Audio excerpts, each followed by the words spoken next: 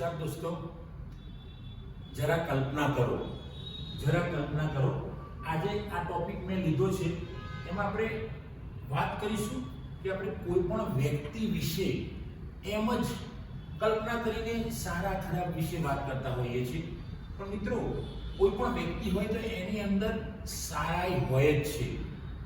ખરાબ બાબતો હોઈ શકે, નકારાત્મક હોઈ શકે, પણ જો આપણે એમાંથી સારી બાબતો લેવાનો પ્રયત્ન કરીશું અને હું કીધું કે જરા કલ્પના કરો, વ્યક્તિ કેવું છે, વ્યક્તિ કેવી છે, સ્ત્રી હોય પુરુષ હોય, તો એના વિશેનું આપણે એમ જ ખોટી કલ્પનાઓ કરી દઈએ છીએ અને વાત કરીએ છીએ. મિત્રો અહીંયા એક પાત્ર, એટલું સરસ અદ્ભુત પાત્ર હું વાત કરવા જઈ રહ્યો છું. એ છે કલ્પના જાની રાવલ મેડમ. આ મેડમ ગુજરાત યુનિવર્સિટીમાં લગભગ 97-98માં અમને ભણાવતા હતા.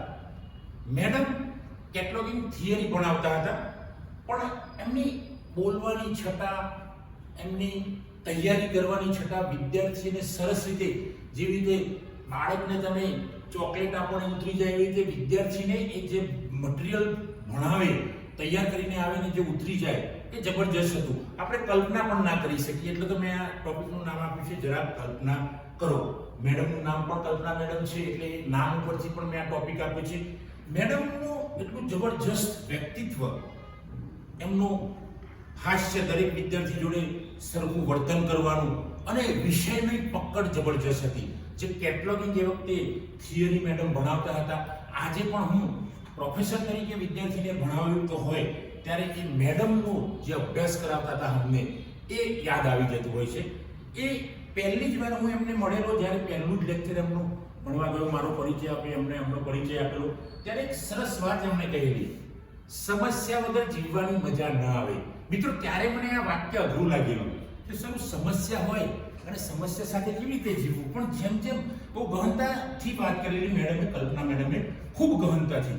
કલ્પના જાની રાવલ મેડમનું નોલેજ, એટલે આ વાક્ય પરથી તમને સમજાવીશ કે સમસ્યા વગર જીવવાની મજા ના આવે. ત્યારે મને વાગને, હું સ્ટુડન્ટ હતો એટલે અઘરું લાગેલું, પણ ધીમે ધીમે આ વાક્ય, કદાચ આ મેડમ પણ આ વાક્ય ભૂલી ગયા હશે અત્યારે, પણ એ વાક્ય મને યાદ છે.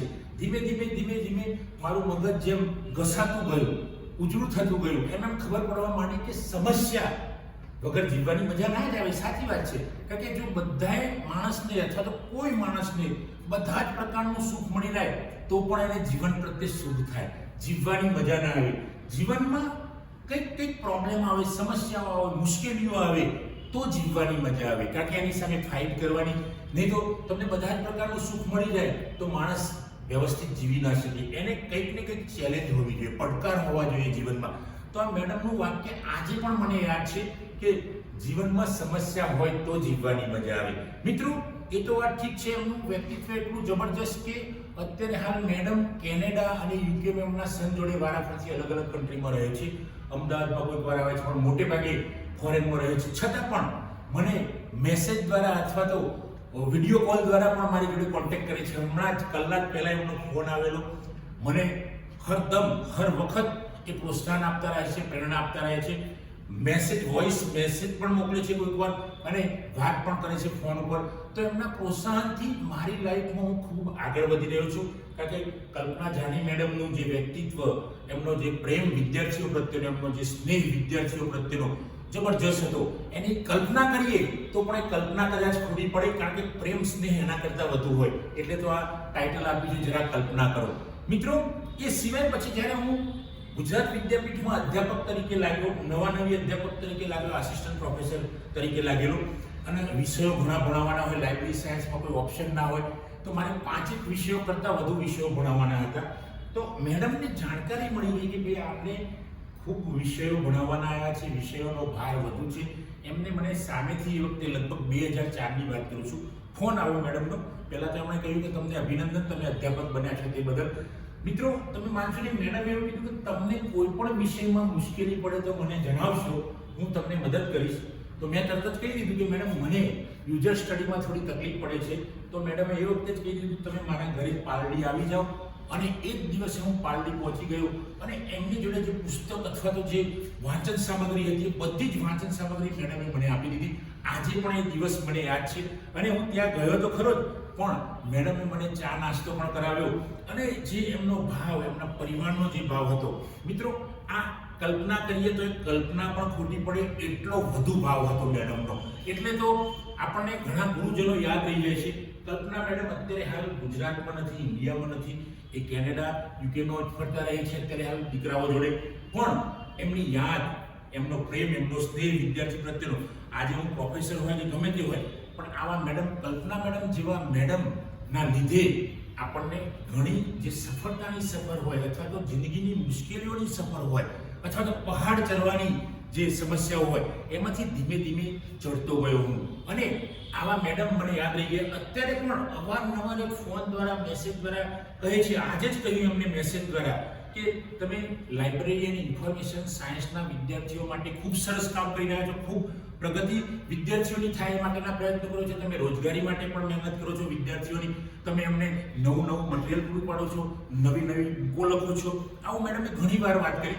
તો એમના શબ્દોથી મને જે મોટિવેશન મળે છે, મને જે પ્રેરણા મળે છે, મેડમે એક પણ વાત એની અંદર ઉભરી કે સખત પરિશ્રમનો કોઈ પર્યાય નથી જે તમે કરી રહ્યા છો. એટલે મેડમે વોઇસમેલમાં મને મેસેજમાં એ પણ કહ્યું કે તમે જે સખત પરિશ્રમ કરી રહ્યા છો એનો કોઈ પર્યાય નહીં. એટલે એનો અર્થ એમનો કહેવાનો ગહનતા એવી હતી કે એમાં સફળતા જ મળે. મિત્રો, સફળતા અહીંયા અસફળતાની વાત નથી, પણ જે મેડમ, કલ્પના મેડમનો મારા પરનો જે વિશ્વાસ, અતૂટ વિશ્વાસ, મારા મેડમ નિવૃત્ત થયા તો નિવૃત્તિ સમયે પણ મને સ્પેશિયલ એમને ઇન્વિટેશન આપેલું કે તમારી નિવૃત્તિમાં એક વિદ્યાર્થીને મેડમ નિવૃત્તિ સમયે મહેમાન તરીકે બોલાવી.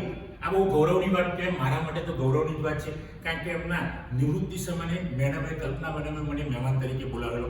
તો મિત્રો, આ જરા કલ્પના કરો, તો કલ્પના મેડમની આપણે કલ્પના કરીશું સારા વ્યક્તિ તરીકેની, એક અદ્ભુત વ્યક્તિત્વ એમનું, બરાબર, વિદ્યાર્થીને મદદ કરવાનું વ્યક્તિત્વ, દરેકને સહકાર આપવાનું વ્યક્તિત્વ. તો એના વિશે આપણે કલ્પના કરીશું તો કદાચ કલ્પના ત્યાં નહીં પહોંચી શકે એવું એમનું અદ્ભુત વ્યક્તિત્વ. એવા મેડમ, કલ્પના મેડમને હું વંદન કરું છું, નમન કરું છું. અને મેડમનું સ્વાસ્થ્ય સદાય સારું રહે, અમને સદાય આશીર્વાદ આપતા રહે એવી ભગવાનને પ્રાર્થના કરું છું. એમનું પરિવાર પણ સુખી સંપન્ન રહે એવું અમારા મિત્રો વતી, બધા જ મિત્રો વતી, કારણ કે મારા મિત્રો જોડે પણ કલ્પના મેડમની વાત થતી હોય છે, તો મારા મિત્રો પણ એમને એવું કહે છે કે ભાઈ મેડમને અમારા વતી પણ બેસ્ટ વિશિસ કહેશો. તો મારા દરેક મિત્રો વતી, જે અમારી બેચ હતી 97, 98, 99, 2000ની, એ બેચના બધા જ વિદ્યાર્થીઓ વતી મેડમને હું બેસ્ટ વિશિસ કહું છું. અને મિત્રો, આ મારા મેડમનો જે મેં વિડીયો બનાવ્યો છે કે જે મારા પ્રોફેસર હતા, વિઝિટિંગ પ્રોફેસર હતા, છતાં પણ તમે કાયમી પ્રોફેસર હોય એમને ભણાવવાની છતાં એમનો કોઈ પ્રત્યે કોઈ નફરત નહીં, પ્રેમ એ જ એમના શબ્દો અથવા તો હૃદયમાં વણાયેલા શબ્દો હતા, સ્નેહ પણ હૃદયમાં વણાયેલો હતો. તો આવા મેડમને હું ફરીથી વંદન કરું છું. મિત્રો, જો આ મારો વિડીયો આપને પસંદ આવ્યો હોય એને લાઈક કરો, શેર કરો, કોમેન્ટ કરો, અને જો મારી ચેનલ સબસ્ક્રાઈબ ન કરી તો સબસ્ક્રાઈબ કરો.